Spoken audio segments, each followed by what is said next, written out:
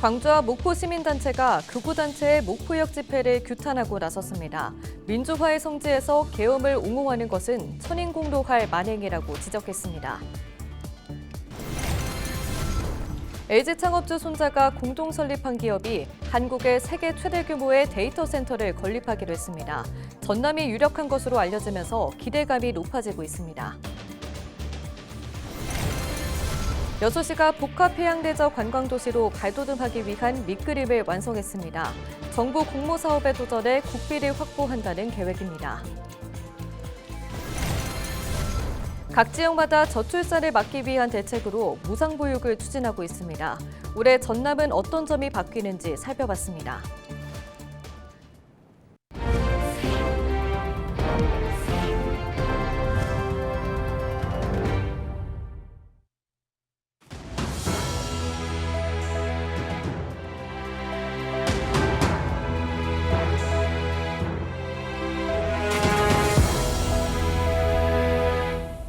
시청자 여러분 안녕하십니까? 헬로티비 뉴스입니다.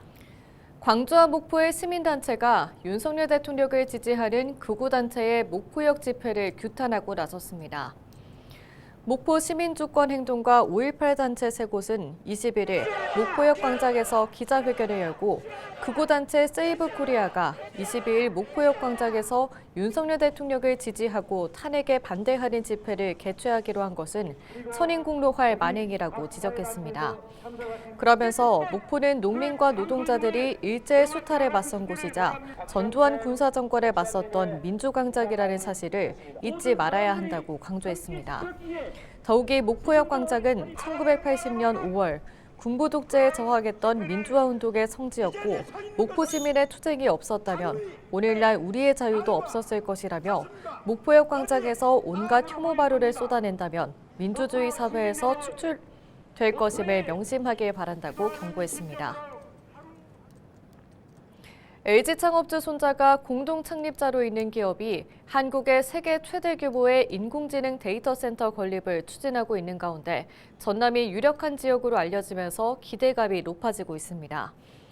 김영록 전남지사는 오는 24일부터 27일까지 미국 방문길에 올라 투자그룹인 스포판 로드 측과 데이터 센터 건립과 관련된 협의를 진행할 것으로 알려졌습니다. 스톡팜로드의 자회사는 앞서 전남도와 최첨단 AI 데이터 센터를 개발하기 위한 양해각서를 체결하고 초기 투자금 14조 원, 최대 50조 원을 투자해 3기가와트급 규모의 데이터 센터를 건립하기로 했습니다. 한편 스톡팜로드의 데이터 센터 규모는 현존 최대 규모인 마이크로소프트사의 약 3배, 3기가와트 규모가 될 것으로 예상되고 올해 말 착공에 들어가면 2028년에 완성될 예정입니다. 여수시가 해양관광 자원을 활용한 새로운 관광 콘텐츠 개발에 뛰어들었습니다. 스포츠와 체험, 예술 등을 접목한 관광도시를 구상한 건데요. 사업비 확보가 관건으로 꼽히는 가운데 여수시의 계획을 송하영 기자가 짚어봤습니다. 섬과 바다 등 해양 자원을 토대로 남해안 거점 도시를 목표하고 있는 여수시. 전남을 넘어 세계적인 해양 관광 도시로 거듭나기 위해 굵직한 사업을 추진하고 있습니다. 섬의 가치와 발전 가능성을 조명하는 2026 여수 세계섬 박람회 개최를 앞둔 데 이어 5개 만을 중심으로 한 새로운 도시 정책인 여수만 르네상스를 이어가고 있습니다. 이런 가운데 최근 이 같은 사업의 일환인 복합해양 레저 관광도시 조성을 위한 밑그림이 완성됐습니다. 명소를 중심으로 한 기본 관광에서 벗어나 스포츠와 전시, 치유를 기반으로 새로운 관광 트렌드를 반영한 겁니다.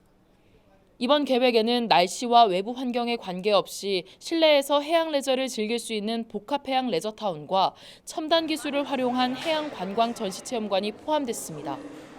또 요트와 보트가 50척 이상 동시 정박할 수 있는 규모의 마리나를 구축해 부유식 숙박시설과 수변 광장 등을 조성하는 내용도 담겼습니다.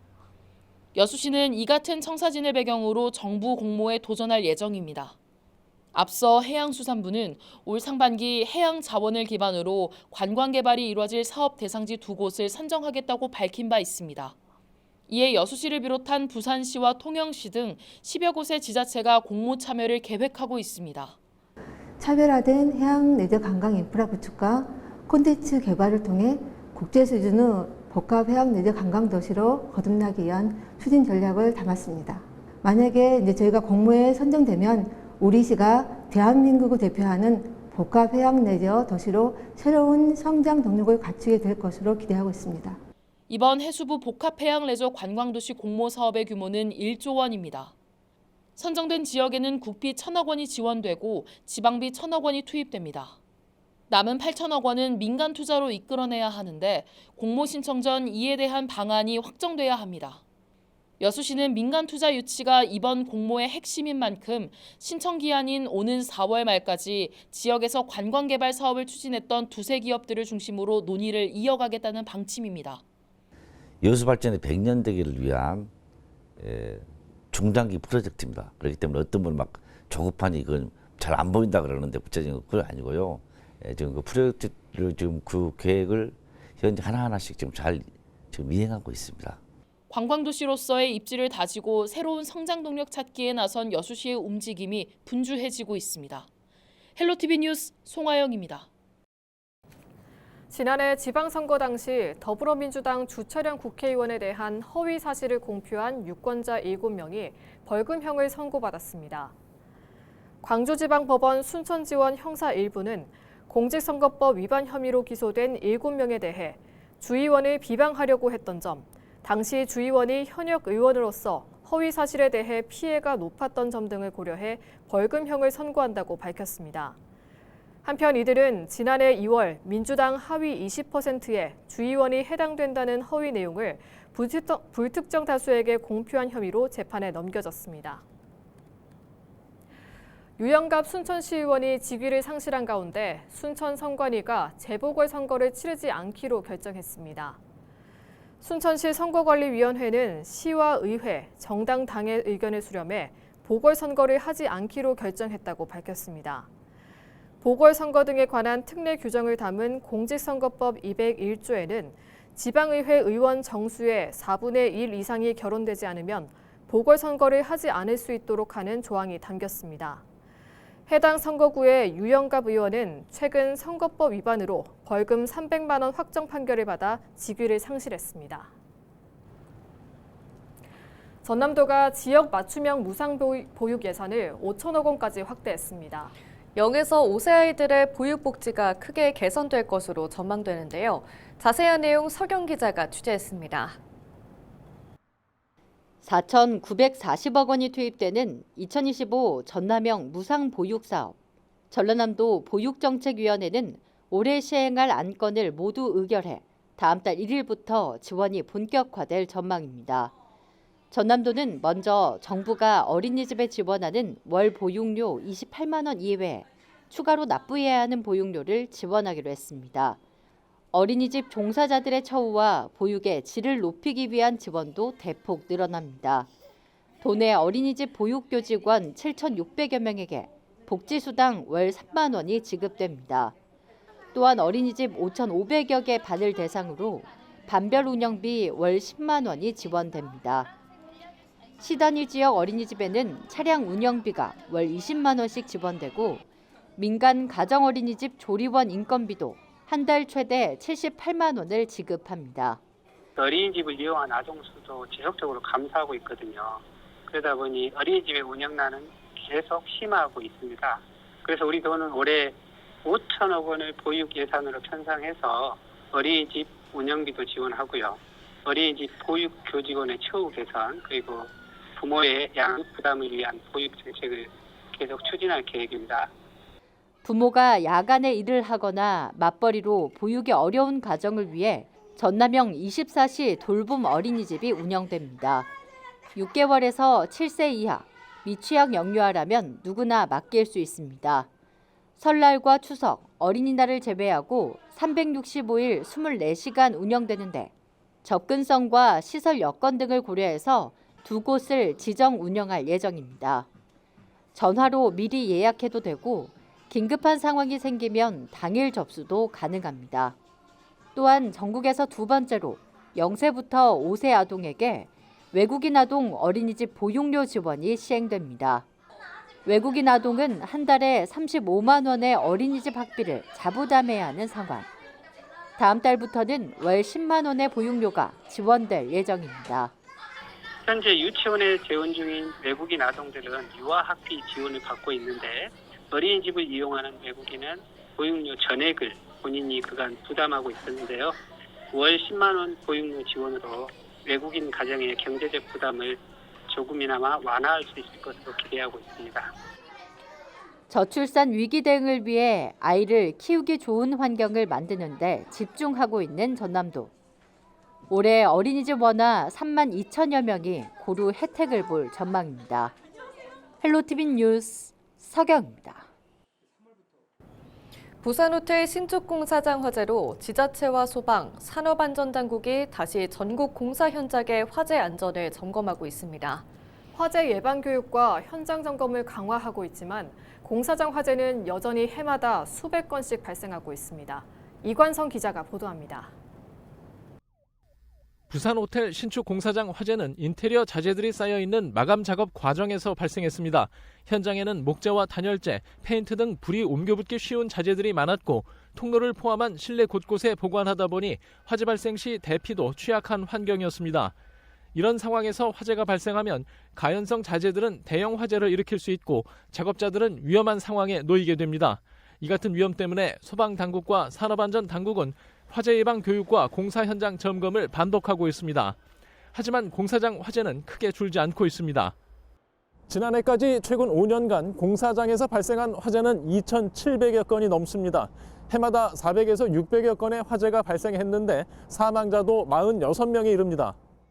공사장에서 용접이나 절단 작업 등으로 발생한 불꽃이 가연성 물질에 옮겨 붙으면 삽시간에 대형 화재가 발생할 수 있습니다. 이런 상황을 막기 위해 산업안전보건법은 용접 작업 반경 11m 이내 건물 내부에 가연성 물질이 있을 경우 화재 감시자도 두도록 하고 있습니다. 화재 안전 감시자, 화재 감시자라고 이렇게 두는 이유는 현장의 화재 안전에 대한 사전 조치, 그리고 작업 중의 안전, 그다음 사후의 안전 조치에 대한 부분들을 직접 확인할 수 있도록 배치하도록 하고 있는 거거든요. 이분들의 어떤 역할과 어떤 임무, 이제 화재 진압이라든지 초동 대응의 어떤 임무까지를 해야 된다라는 부분들의 어떤 설정이 필요하고. 소방청은 공사장 화재 예방을 위해 전국 대형 공사장 대상 긴급 화재 안전 조사를 시작했습니다.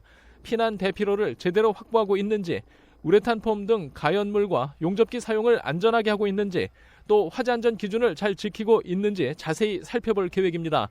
헬로티비 뉴스 이관서입니다.